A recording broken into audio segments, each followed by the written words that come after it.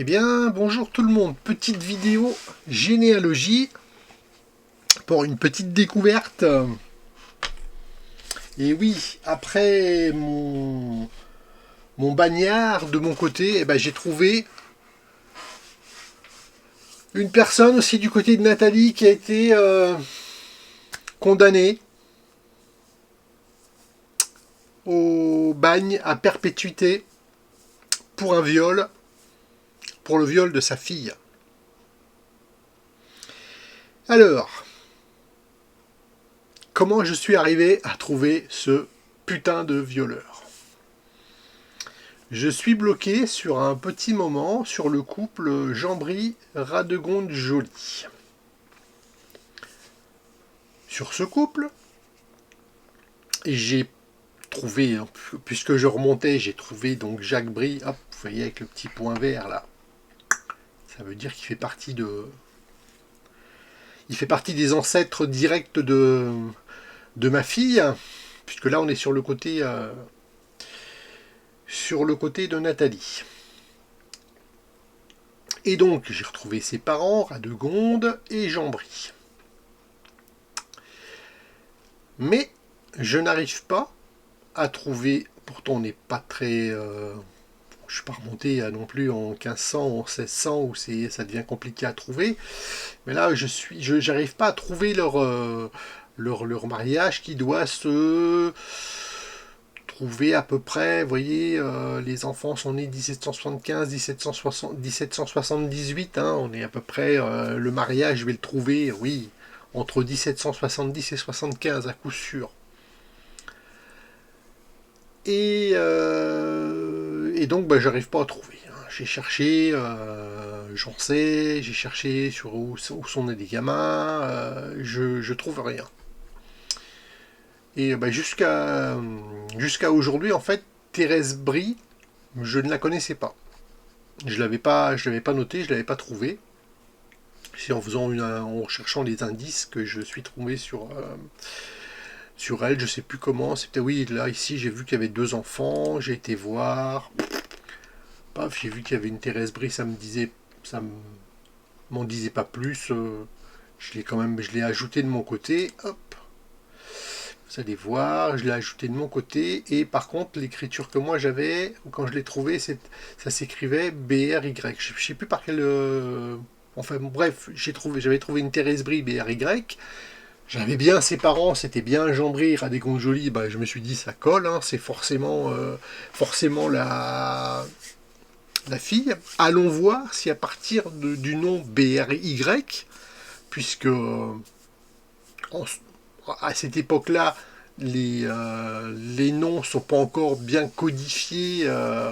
On écrit un petit peu, surtout là on est encore sur les registres des paroisses.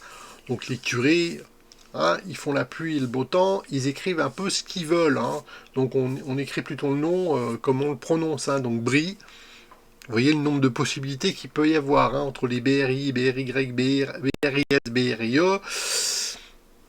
Ça y va. Donc, je me suis dit, allons voir dans les indices, hein, puisque je suis encore premium jusqu'à la fin du mois, là, ça va se terminer. Je ne sais pas si je vais reprendre après. Allons voir dans les indices, puisque ça, quand on n'est pas premium, les indices, on ne les a pas. Hop. Donc, je vais trouver juste son mariage à elle. Déjà, je me suis dit, c'est bien, je pourrais renseigner, elle s'est mariée avec un François Rabusso. Hop, je trouve sa date de naissance et tout et tout. Et puis j'arrive là, je vois un truc, registre d'écrou. Je me dis, qu'est-ce que c'est que ce truc? Alors, registre d'écrou, hein, on sait très bien que c'est quelqu'un qui a été écroué, donc... qui est emprisonné, quoi, hein, et qui a été, a priori, condamné. Donc je me dis, c'est quand même pas elle. Donc je vois descendance un enfant. Je vais cliquer sur le lien pour voir ce qui s'y passe. Hein. Et là, je vois donc registre des groupes Brice Finistère, Rabusso, Jean-Catherine. Donc c'est plutôt leur fils. Donc Poilier, domicile Tours, lieu de naissance Tours. Bah donc ni une ni deux, hein, je vais aller chercher ce fameux... hein, j'ai sa date de naissance, 12 janvier 1807 à Tours, allons voir. Donc je vais voir. Hop, je reviens sur elle. Et donc je reviens sur le Jean Rabusseau.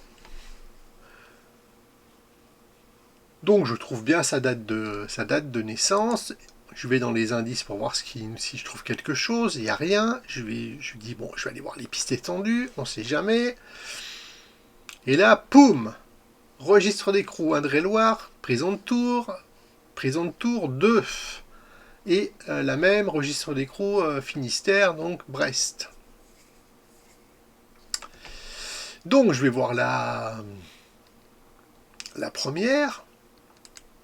Je vais dans les archives de Tours, hein. C'est bien, on a les registres d'écrou dans les archives départementales de l'Indre-et-Loire. Magnifique. Donc là, hop, je trouve mon... Par contre, il a fallu que je passe les pages une par une et trouver le nom. Hein. Heureusement, on était à peu près au milieu du registre. Ça va, c'est pas non plus... Puis là, ça va vite quand on cherche le nom qu'on cherche. Et ils sont écrits en assez gros, donc je passais les pages assez rapidement. Donc là, je trouve sur mon Rabusseau, machin, on a tous les informations. Poilier, je sais pas s'il fabriquait des poils ou s'il réparait des poils. Alors, aucune idée, il faudrait que je cherche. Profession poilier. Qu'est-ce que ça implique? Qu'est-ce que ça veut dire?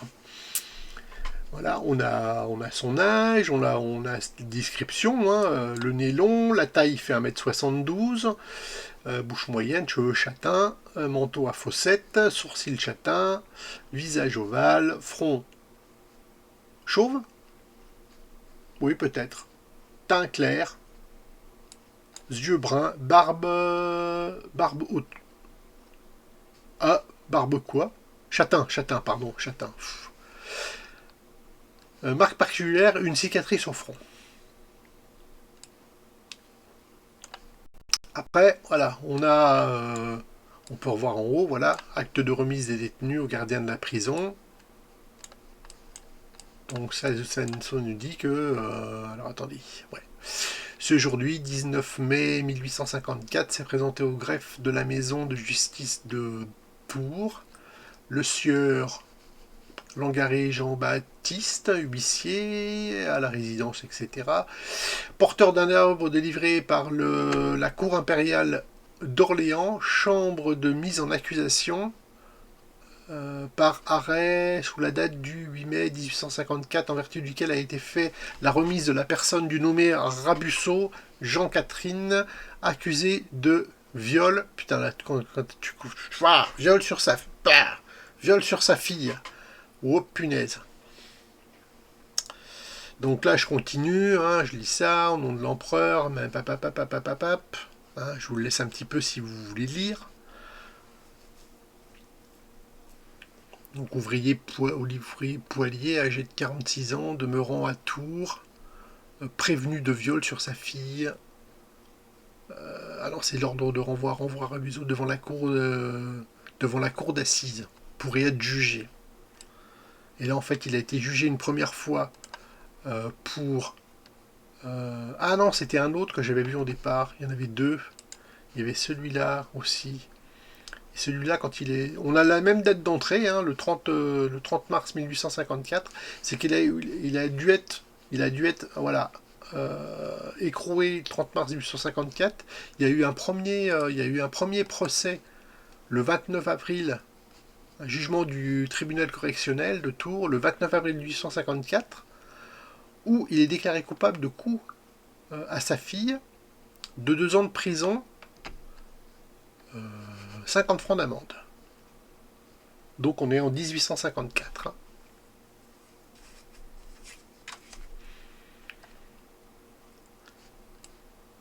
Donc peu de temps après, donc là on est le 7 juin 54, Rabusseau Jean, 46 ans, déclaré coupable de viol sur la personne de Désirée Rabusseau, sa fille légitime, a été condamné à la peine de travaux forcés à perpétuité.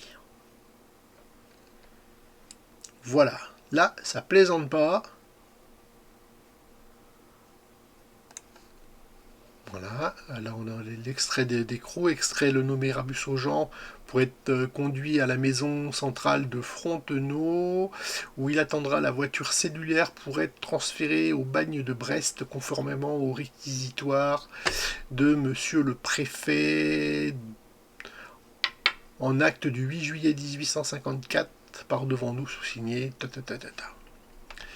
Donc ben, j'ai cherché à Brest, j'ai trouvé.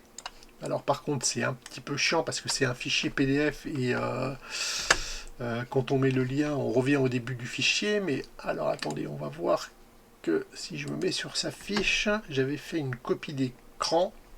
Voilà, j'ai fait une copie du fichier en question, de la page. Ça nous dit juste qu'il a été qu'il est arrivé donc au bagne de Brest le 18 juillet 1854 et qu'il est mort là-bas le 27 juin 1855. Donc il n'a pas fait long feu, le bagne c'est dur. Et peut-être que, étant donné que... Alors je sais pas comment ça se passait à cette époque, est-ce que les autres détenus savaient que... voilà, hein, qu'il avait violé sa fille. Voilà, voilà, voilà. Donc moi, je me suis mis en quête de savoir ce qu'elle était devenue, cette petite. Bien évidemment. Et donc, je sais qu'elle s'appelle Désirée, son prénom. Donc au départ, je vois mariée à une certaine Marie-Denise Paris. Je vais trouver un couple. Hop, pardon, alors attendez, hop, je rouvre en grand. Faut que je ferme ça. Hop. Voilà, je vais trouver donc le fameux couple. Attendez, Jean Rabusso, marié, hop, le 4 août 1851 avec une certaine Rose Paris. Donc je vais voir cette fameuse archive, ce fameux mariage, c'est le deuxième, puisqu'il y en a eu un premier. Mais ça, moi, à cette époque-là, à ce moment-là, je ne le sais pas. Parce que je me suis dit, si c'est marié en 1851, qu'il a violé sa fille, elle n'était pas bien vieille. Et après, j'ai trouvé ça, donc j'ai vu qu'il était veuf.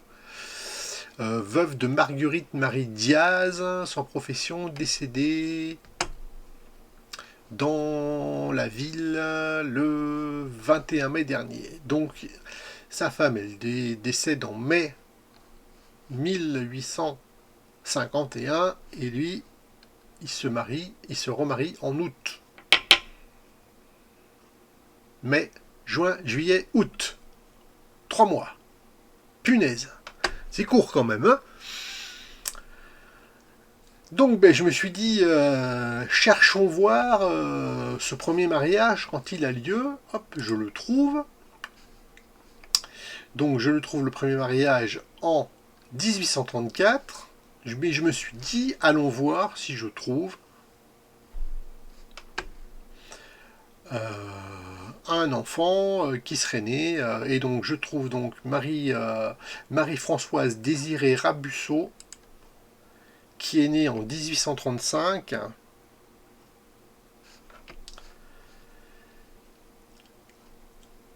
Voilà. Et malheureusement, quand on tape sur les indices Génianet, on n'a rien. On piste étendue, on n'a rien du tout. J'ai cherché aussi dans la recherche sur son nom, sur juste Désiré Rabusso, etc. J'ai rien trouvé de particulier. Alors on est en 1835, le viol a été commis en 1800, elle a été condamnée en 1854, donc elle a environ 19 ans. Je vais continuer à chercher. Je vous tiendrai au courant. J'ai plein de possibilités. Hein. Trouver, voir dans les tables décennales, si malheureusement je trouve un décès